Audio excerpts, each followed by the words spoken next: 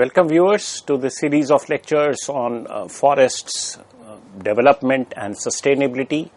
This is part 10 of the lecture that we are carrying out in this series, and you do well to connect with the earlier interactions that we had, earlier 9 interactions that we had for this particular theme. And we basically are tracking it from the middle of the 19th century, which were the colonial times in India, right from the formation of the first imperial forest department in 1864 down to forest law, enactment of forest laws, deliberations around it, debates surrounding it, across to 1878 Forest Act, and then the statement made in the 1890s regarding forest policies.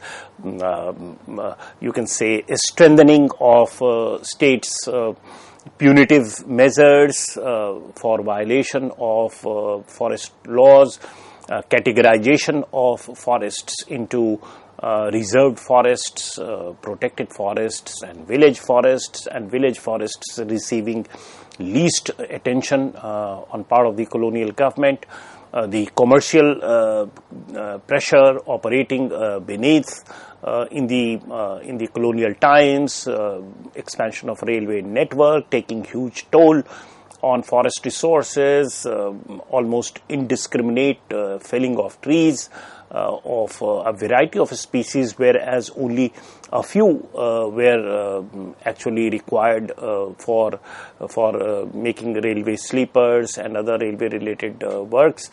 So all those things we have discussed earlier, and we also saw that quite a few profligate ways in which forestry was carried out under this misplaced trust on the scientificity of whatever they were doing, because this scientificity actually is a borrow from the way it was implemented in rather appropriate conditions, temperate conditions of Europe and America, but its deployment, the deployment of the same technique without carrying out empirical studies of the requirement of such techniques for forestry in humid tropical conditions of Indian forests was unwarranted, and yet we continue to repose faith in the scientificity of these forestry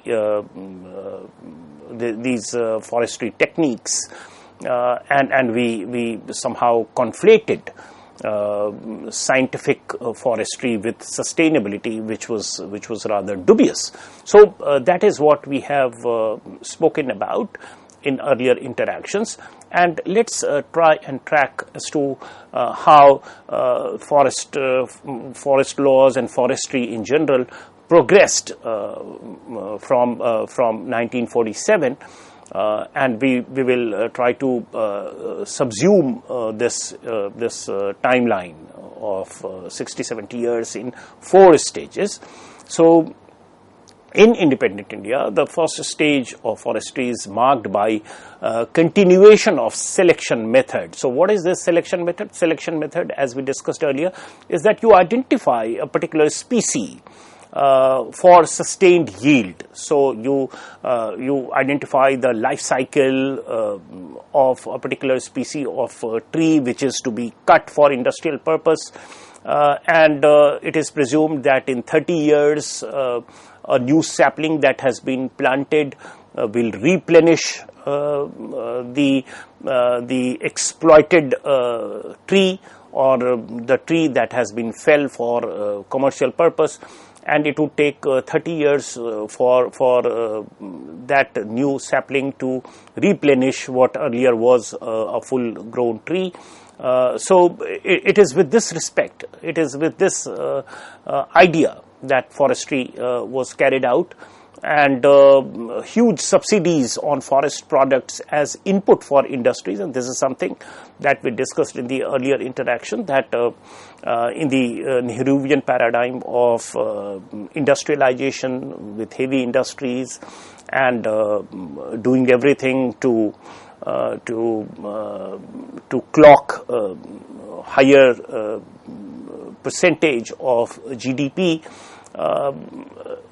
Industries, modern industries, were supposed to be given fillip. Their production was something that was being of importance, strategic value in terms of national policies. And the forests, the role of forest was just to ensure that it happens. So as a raw material supplier for these industries, so if a particular industry required timber or wood or bamboo or some other forest product, the forest department was supposed to make those forest resources available to these industries at a very cheap cost. And as is very obvious, this first stage obviously took a heavy toll in ecological terms on forestry, or in terms of conservation or sustainability of forestry. The second stage in independent India in terms of forestry and forest laws is marked by the traditional uneconomic or species selection and conservation oriented forestry giving way to plantations of quick growing, high yielding tree species. So here also the same trajectory of providing impetus to industrialization is very evident. So that replacement period of 30 years was those species were selected which had less replenishing period duration, and those plants and those species were cut, and then it was sought to be replanted for replenishing what had been used for commercial purpose or for industrial purpose. So this led to search for quick growing plants or those species that are high yielding tree species to be used for forestry through government efforts. So the inferior or slow growing varieties and species of trees were now to be replaced by high growing tree species. And all of us know how in the 1960s and 70s eucalyptus monoculture was given a lot of governmental support, and it was sought to be made the answer for the degree at which or level at which forest resources were indiscriminately cut. And it was thought that eucalyptus is the answer to quick yielding, to the search for quick yielding tree species, and it doesn't require much of a care. It can it can grow itself without much of watering and without much of looking after. So this is what is the second stage of forestry here in India, in independent India. So the tropical pine plantations for industrial raw material and also received fillip because scientifically some modifications could be carried out in those species of plants which were earlier unsuitable for a particular usage. For example, the pine plantation that we are, tropical pine plantation that we are talking of, earlier were not fit for making railway sleepers, but with those modifications, scientific modifications carried out in these species, it could be made fit to be used as railway sleepers or for other purposes in railways. Similarly, teak and rosewood cultivation for foreign exchange also receives fillip all through the 1960s and 1970s in the second stage of forestry. And if you look at the result of it, if you look at or if you do some kind of auditing, social auditing of this, what we get to see is pathetic yield data of eucalyptus, and there is a very how people took to eucalyptus and the kind of yield the government wanted to, or the government set up a particular target that this number of eucalyptus trees would be planted, and this over these years so many numbers of eucalyptus trees will replenish what has been cut as part of industrialization, as part of providing raw material to the industries. That thing was giving a very pathetic result to begin with in the second stage. And there is separation of community from forestry almost happening in total. So there is no community participation. In fact, the lures, the commercial lures, the financial lures that were made available to the growers of eucalyptus worked at individual level or individual household level. It is the individual household that got the right to plant trees and get subsidized seeds and other helps from the government. So that community sense with which engagement with forests was in practice in India in traditional terms, that is completely ruptured, and that community having been broken, it is the individual householder, or it is the individual householding farmer who becomes the new harbinger of forestry. And social forestry as such in government records is actually just nothing more than a name. So what was happening in the name of social forestry is the individual landowners or individual householders who are carrying out these forestries completely for commercial purpose, and there is no issue of sustainability, conservation, etc. that used to be the hallmark of social forestry in traditional ways in India in the pre-colonial times. Now this second stage now gives way to the third stage. Now this third stage of forestry in independent India is marked by revolution in cash plant forestry. So here you have several success stories, but again you will find that these success stories are all happening outside the ambit of the government. So while the government is asserting its control and ownership of forests as it did in the colonial times, but by itself, government by itself is not able to achieve targets or achieve success in forestry to the extent that private individuals or private individual landholders are doing. And eucalyptus happens to be the best example. So ironically, it was the farm forestry. And when we say farm forestry, please understand it with reference to individual land holding. So it is the individual landholders who took to eucalyptus farming in a big way.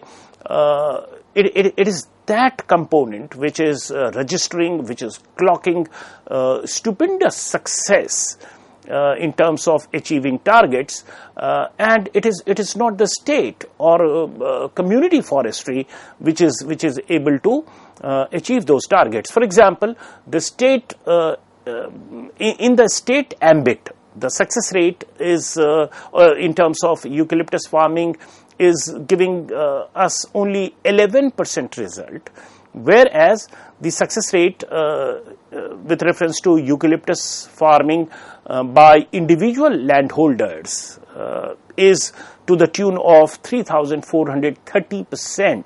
Now this data comes from a UP case study of eucalyptus success between the two ways in which it was dished out. So under the state, in the name of community forestry, the success was very less, whereas In terms of individual land holding or individual landholders doing the same eucalyptus plantation, the success rate is to the tune of 3,430. So that tells you about what was actually at work. So it is the commercial lure, it is the financial lure that is at work, and the community sense is getting broken, and it is completely individualized farmers who are the new harbingers of forestry, not even the state. So this is a change that we get to see in the third stage of forestry here in India. Then also true is in this stage is the environmentalism critique. Now here you have to understand. Now this is the time, 1970s, 1980s is the time when a lot of environmental concerns grew out of this monoculture being promoted, particularly of eucalyptus in the name of scientific forestry and so forth. And it is not only the biodiversity and the botanical part of it or the depleting water level that we are talking about here. It started impacting the social fabric, the social fiber of Indian community life, particularly in villages, and some of the farmers who were not big landholders also fell into the lure of this monoculture, in the lure of earning quick profits or subsidized inputs and so forth, to the extent that they were even threatened of their subsistence base, subsistence edge. So those small farmers who grew various crops primarily for their subsistence, something that they would consume for their livelihood, that they started replacing by planting eucalyptus trees in the anticipation that it will fetch them more results. And whenever there was some problem, there was a bad season, or there was some rupture in communication flow, or rupture of agreement between the parties, it was their livelihood, it was their subsistence base that was in peril. So several ragi growers or cotton growers are the examples that can be cited here. Now these less labor intensive exercise in the name of monoculture or commercial culture led to some kind of a rural unemployment also. So because now these species of plants did not require much effort on part of the growers, and this gave rise to rural unemployment.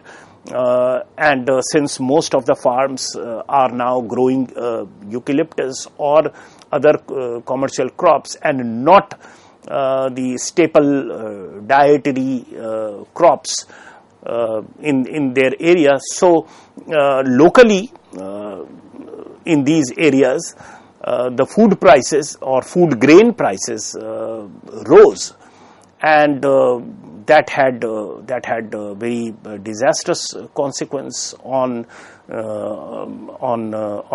the economic level of these farmers, these small landholders. And it also, in social terms, gave fillip to the practice of absentee landlordism, because these varieties of plants and trees did not require much of tendering, and so they could well afford to live somewhere else, but favorably, most probably in a nearby town or a city, and sublet their land to some other agency or persons who would look after it, and that's not good for capital accumulation, or that's not good for industrialism either. So that is yet another you can say, consequence that followed because of this. We have yet another case study that reveals that in eucalyptus plantation, individual farmers emerged as more productive than industry-oriented plantations of forest department. This is something that we spoke about earlier as well, that it is the individual farmers whose output to input ratio was good as compared to industry-oriented plantations of forest department, where designated areas were created under compact farming for a particular monoculture. So the state, as the monopoly holder of forest resources in terms of ownership and control through forest laws, etc., is becoming a dubious proposition now.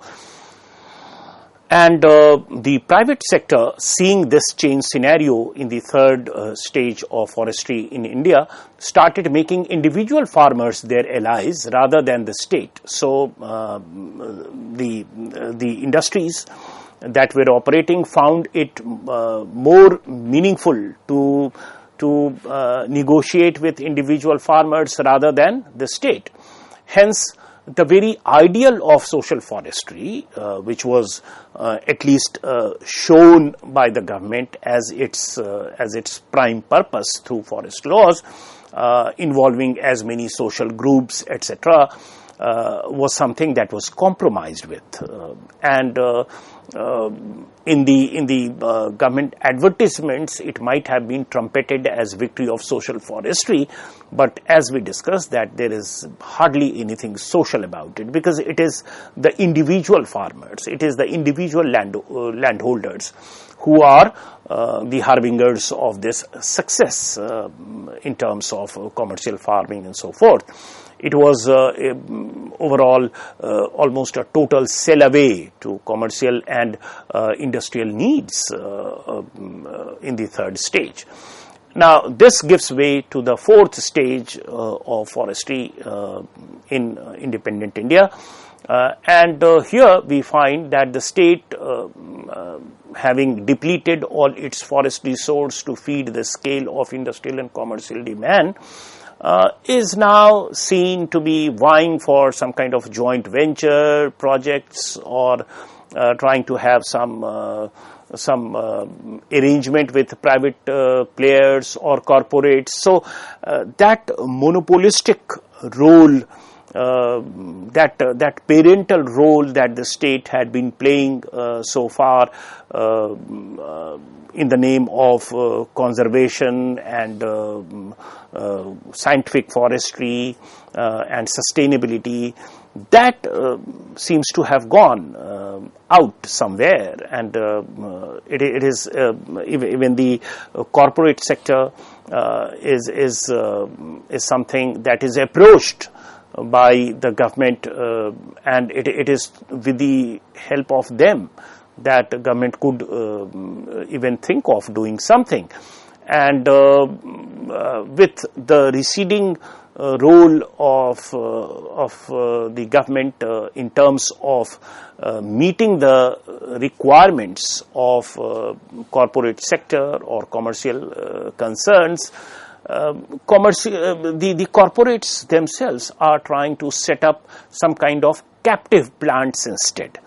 And you have several examples where captive plants are being created at the behest of the corporate sector, and state has receded into the background. So in India, roughly having surveyed this, there are some learnings that can serve as some kind of thumb rules that should always guide any policy framing and afforestation drives in India, that you can see listed on the slide. For example, species diversity should be promoted and not monoculture forests. Native trees and not invasive exotic trees should be promoted for forestry. tropical condition appropriate trees and strategy should be adopted, and not the method of or the idea of replenishing trees in condition inappropriate circumstances in the name of scientific prescriptions.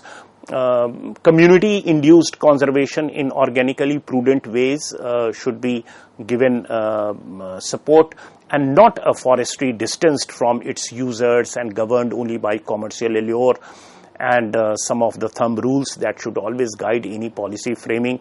And afforestation drives in India, as we discussed, are the following.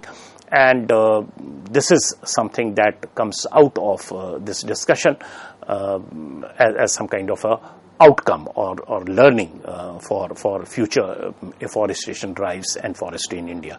Thank you.